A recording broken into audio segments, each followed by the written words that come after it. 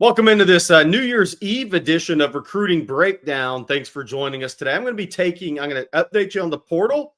We're going to talk a little 2026 recruiting news from out of state, potentially for the Longhorns.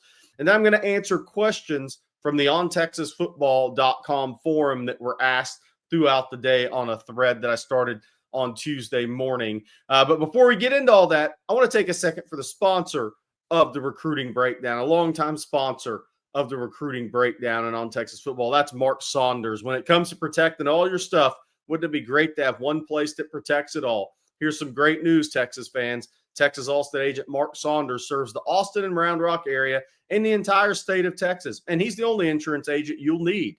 Everything from your home, car, and boat to your motorcycle, RV, and ATV. Call Texas All-State agent Mark Saunders' office today, 512-218-8571. I can guarantee you this, the good old on Texas football guarantee. You'll be in great hands with the more than 35 years of experience of Texas alum Mark Saunders. Again, that number, 512-218-8571. I'm start off today with the portal. The portal closed on December 28th, unless your team's playing in a bowl game. Once they're eliminated or your season ends, if you win it all, you have those players on that team have 5-day window to enter the portal. So that means Texas could still lose some players and some guys they may like could jump in the portal. And so to answer the question that, one of the questions has been asked a lot about the portal is why isn't Texas being more aggressive? They've been aggressive on 4 guys and they got 3 of those guys. And there may have been somebody else they tried to get. They just couldn't get them to campus. Somebody else just got it done. But for the 4 guys that have been to campus, they have signed 3 of those. Eric Singleton signed with Auburn, and they really liked Eric Singleton and his speed. So 3 guys that have been to campus. Cole Brevard working out with the Texas team. Brad Spence working out with the team, the linebacker from Arkansas, and Jack Boomeister, the punter. He'll be in January 13th.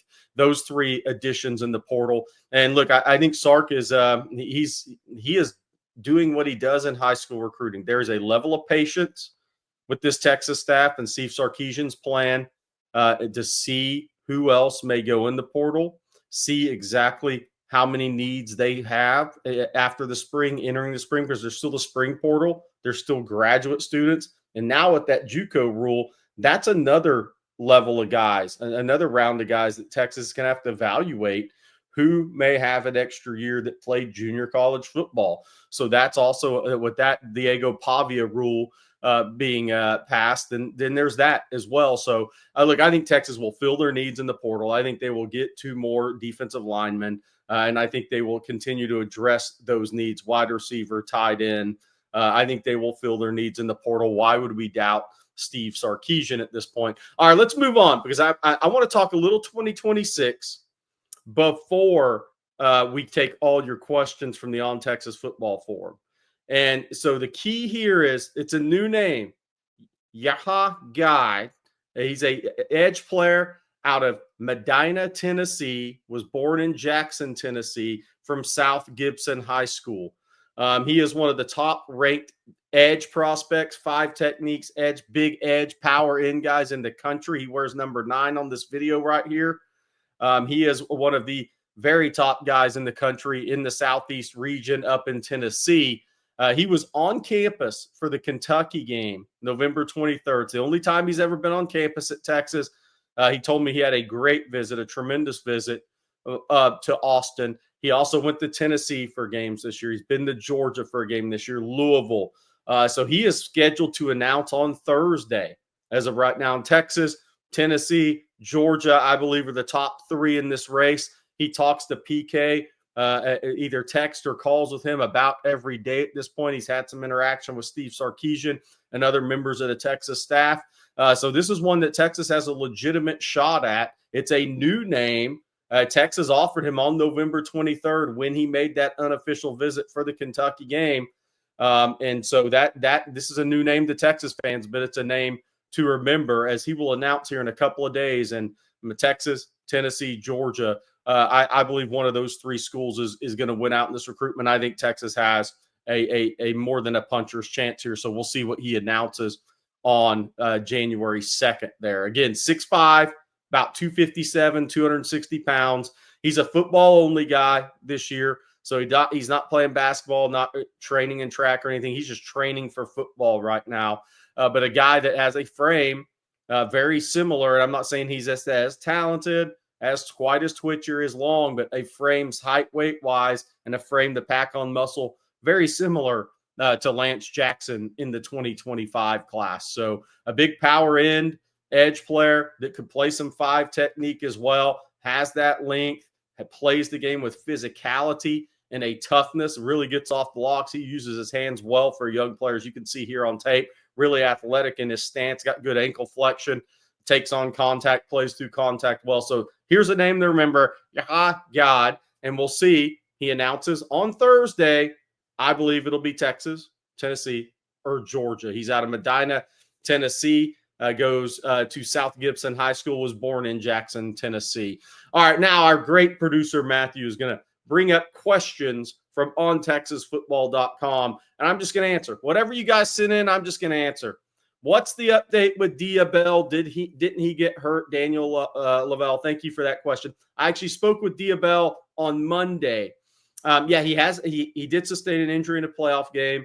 Knocked him out for the rest of the year. He won Gatorade Player of the Year in the state of Florida. Had a tremendous junior season against maybe the toughest schedule in high school football this year outside of maybe an IMG or Modern Day.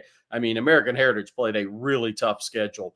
And he had a big year, both with his arm and on the ground with his feet this season. Played well in big games. Had a great season. He is expected to be out of his boot, and it's a lower leg injury, out of his boot, probably mid-late February. Back on the field, maybe late February, early March, throwing, getting back. He's already in the weight room. He's working out. He's posted a couple of videos on social media of him working out, but he's in great spirits. He's locked in with Texas. It looks like January 25th will be Texas Junior Day, as Javian Osborne told me, the running back from 40. He told me yesterday when I talked to Javian Osborne is that Texas has invited him down January 25th. As did Notre Dame. So that looks like the teams in the playoff, those guys are targeting January 25th as their junior day. So that's the update on Diabell there. And I think Dia will be in town probably January 25th. But we'll wait to see. A lot of that will depend on his dad, who coaches American Heritage basketball. His brother is a freshman that plays basketball at American Heritage, averaging 23, 24 game. Really talented basketball player. Obviously, Rajah Bell played in the NBA for a long time. So that could be schedule dependent as well. Does Texas take 3 running backs? Tommy M., I think you're talking about the 2026 class. I don't believe so. I just don't think that's a place you can really go in running back recruiting. I think the number is going to be 2. I think they're going to take 2 backs a year under Tashard Choice and Steve Sarkisian. And there's another question on down, but I'll answer this now. And by the way, for any questions I don't answer, I'll come back on the thread and answer them later. But the running backs, I talked to Javian Osborne. Obviously, he's in contact with Tashard Choice a lot. He is the 5'9.5", 195-pound explosive running back from Forney High there east of Dallas. Texas, Michigan, Texas A&M, I believe, are kind of your 3 right now. And I think Texas and Michigan may have get the most mention. That's one.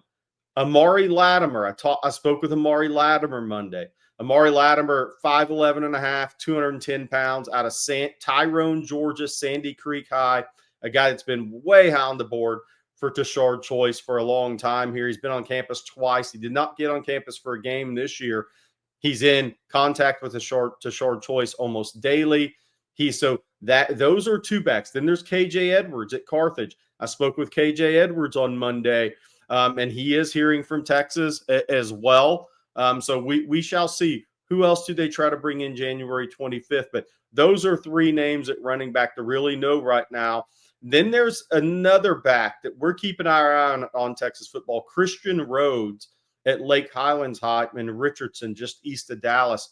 He's a kid who's 6 foot, about 205 pounds, had a huge junior season, caught Texas's attention, was in Austin for a game this year, and continues to have communication with the Texas staff, Tashard Choice, Chris Gilbert. So there's a name there that Texas hasn't offered that is a potential offer down the road. But right now, Javian Osborne, Amari Latimer, KJ Edwards, I think the main names to know. But I think Texas will take 2 backs in the 26 class.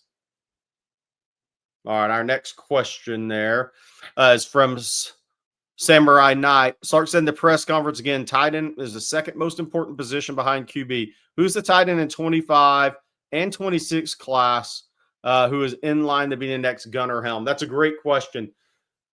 So in the if we're talking 2025 recruiting class, Texas signed to Nick Townsend and Emery Winston. Emery Winston, I think, is in the mold of Juan Davis, maybe with better downfield ability as a tight end. Got to continue to add muscle to his frame. He's an early enrollee. Will be in town in January, in Austin in January. There's Nick Townsend, who's one of the few not early enrollees who'll be running track for Decaney, probably running 10.9 at 235 pounds like he did last spring. I think Nick Townsend's tremendous. I think he is the rare tight end that comes out of high school with college-level physicality blocking. He is that physical of a player. That doesn't mean he's assignment sound walking in day one and picking up the scheme at tight end, because there's a lot to that scheme. But he is an elite athlete at 6'3.5", 235. I mean, elite. Will run into 4.5s. Has strong hands, very physical, good after the catch. I think he has a chance to be one of the best tight ends at Texas I've seen. And if he goes and maximizes his talent, he could be the best. That's how much I like Nick Townsend. But those are the two in 25. In 26, that is really the question right now is there a guy out of state that Texas really likes at tight end? We shall see who they push to get to campus. They've offered 2 or 3 guys. But here's a name to remember. Mark Bowman is at Mater Dei in Santa Ana, California. Obviously, a lot of connections there for the Texas staff.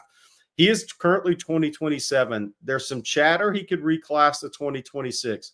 He is an elite prospect at tight end. Elite. He's a guy that has been on campus before. Texas absolutely loves him. If he reclasses to 26, he may become the guy all the schools around the country want at tight end. So let's see what Mark Bowman does. Is he going to reclass from 27 to 2026? There's been some chatter about it. If he does, he is probably going to be the guy that most of the blue bloods, the big schools, target for sure. Not the only guy, but he may to rise to the top of the board. All right, George the punter. Call your shot. Will Texas repeat as the number 1 class? Also, given the O-line attrition in the next 2 years, who are any immediate starters in the 26 class? So call my shot. Will Texas repeat as number 1? I'm going to say no, but I do think they'll have a top 4 class. And a lot of that depends on how many guys you take in a class. I'll just say no because it's, how many repeats are there, right? I mean, Nick Saban pulled it off. Even Kirby's had a tough time repeating as a number 1 class. But I think Texas is going to be in the ballpark in 2026. I really don't have any doubts about that. Again, we have to see where all these rankings shake out. The hard thing is, where do all the prospect rankings shake out for guys that I think may end up at Texas or leaning to Texas or end up in the Texas class?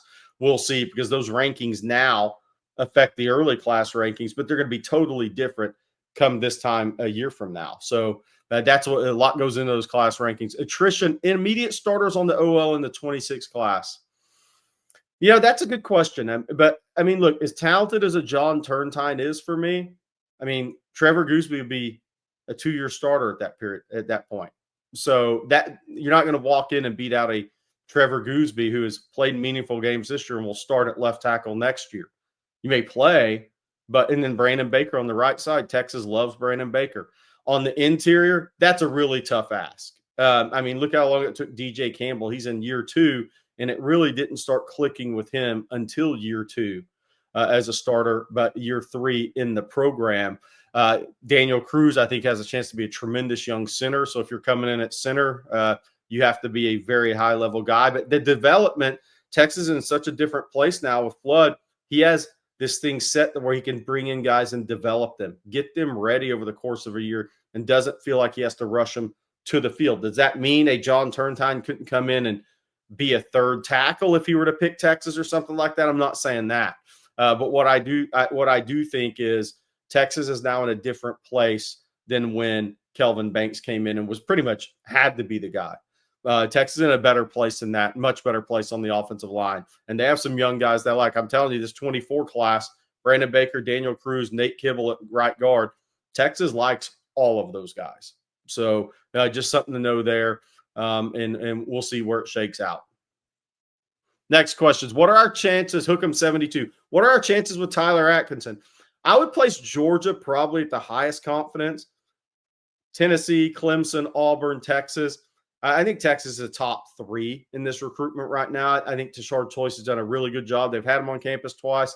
I don't have any doubts right now he'll be back on campus again, whether it be in January or the spring, leading into an official visit in the summer. I think if Texas remains in that fight, if they think that's a fight worth staying in, I think Texas will be in that till the end. So we'll see. I do think I agree with some people in the state of Georgia that cover recruiting that Georgia's probably the team to beat. But let's see. Let's see how this thing plays out as well. But I know Tyler Atkinson's had really good visits to Texas with his father, with his family, and Tashard Choice has done a great job recruiting.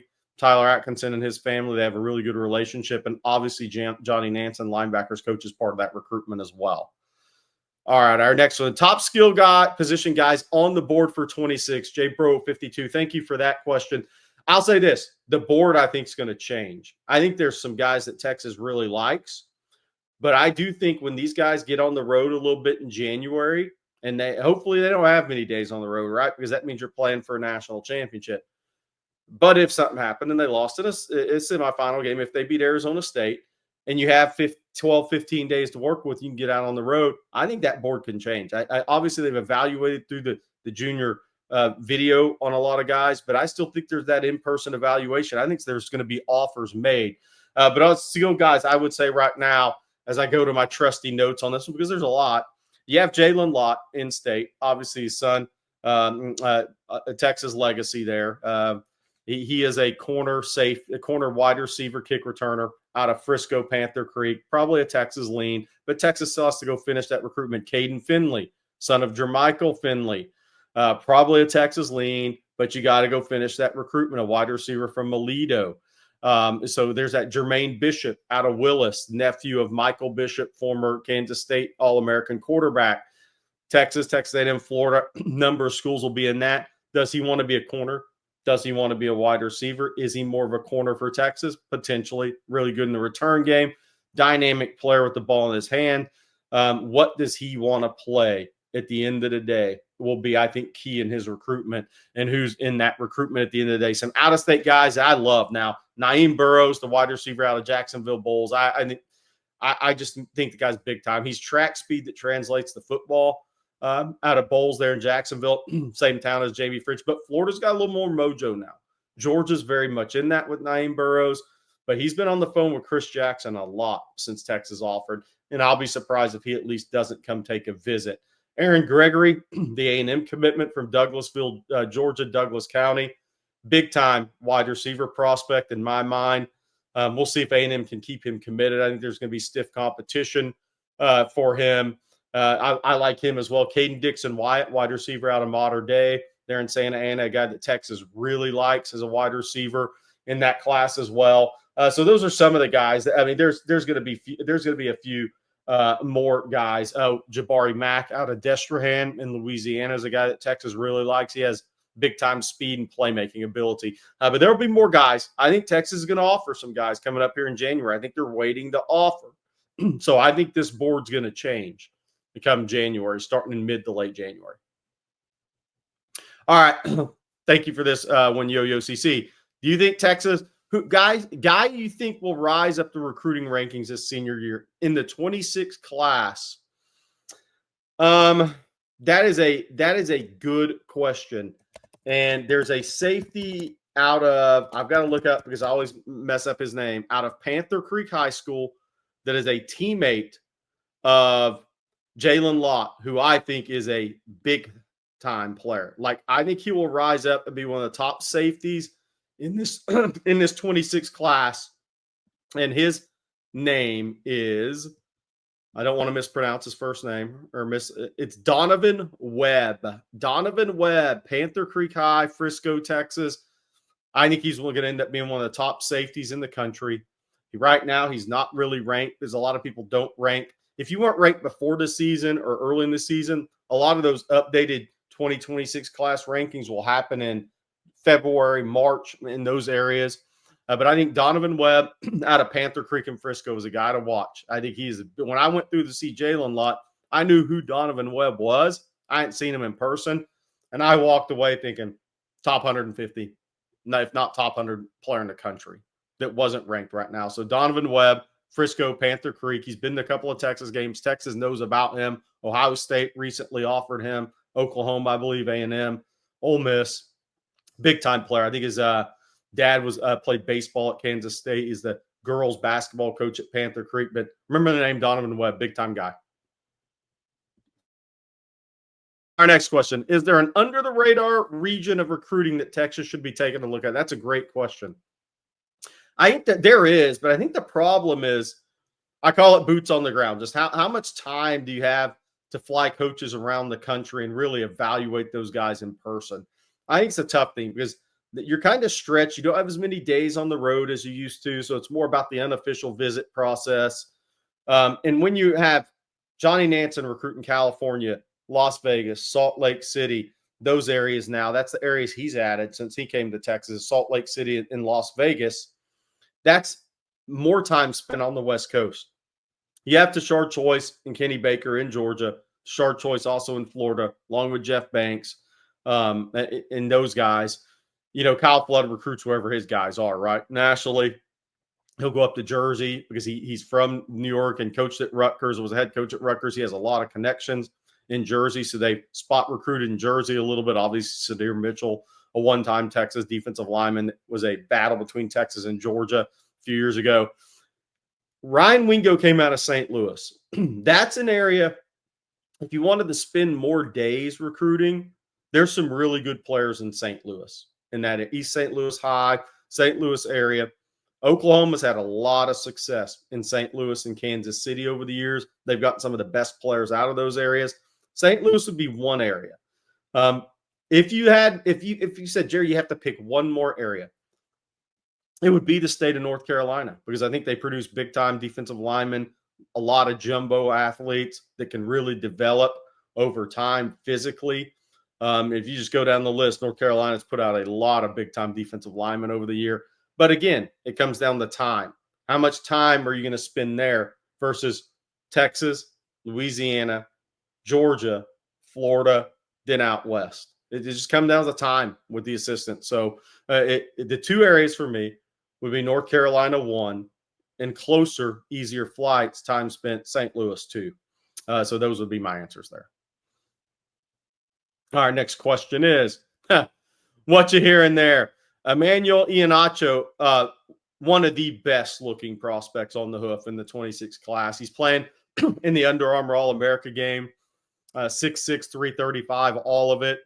Elite guy. Texas had contact with him. Kyle Flood's attempted to recruit him. Here's the key with offensive line for me in 26. John Turntine is the number one guy on the board. John Turntine's a left tackle.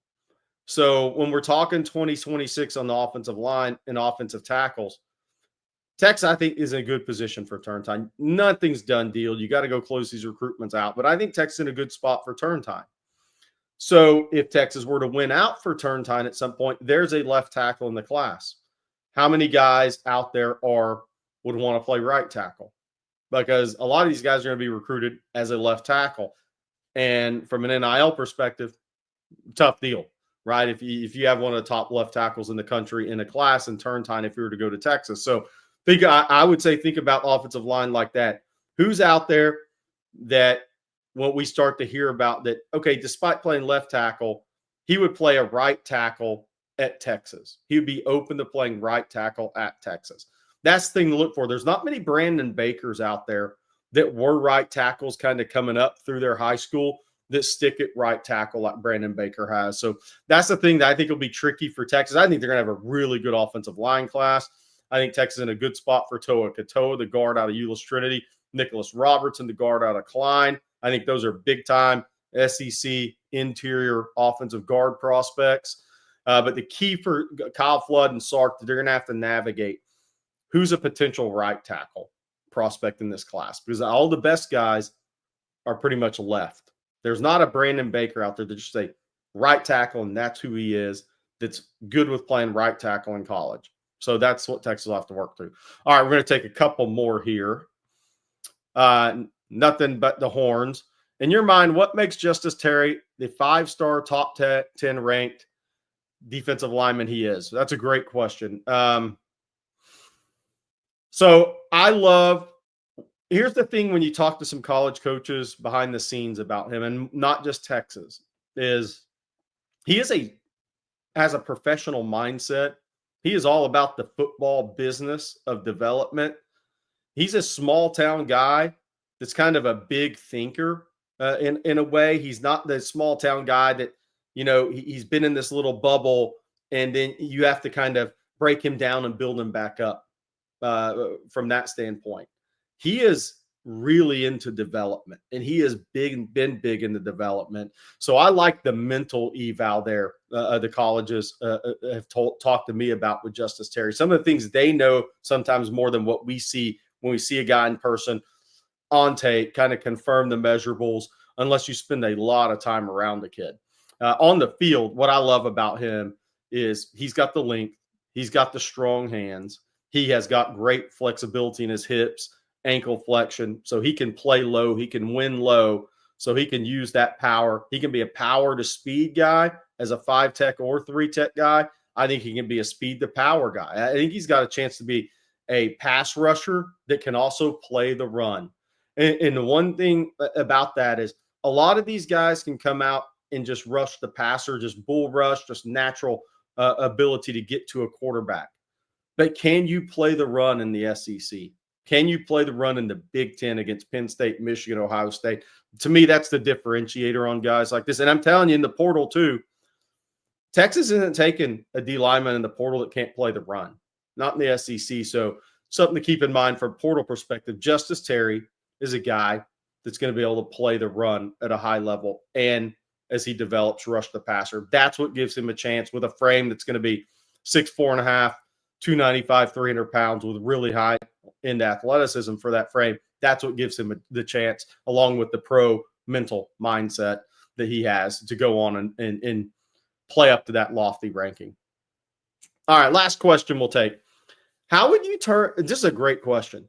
How would you compare John Turntine as a prospect to the 2022 version of Kelvin Banks? This is a great question because I've thought about this a lot, actually.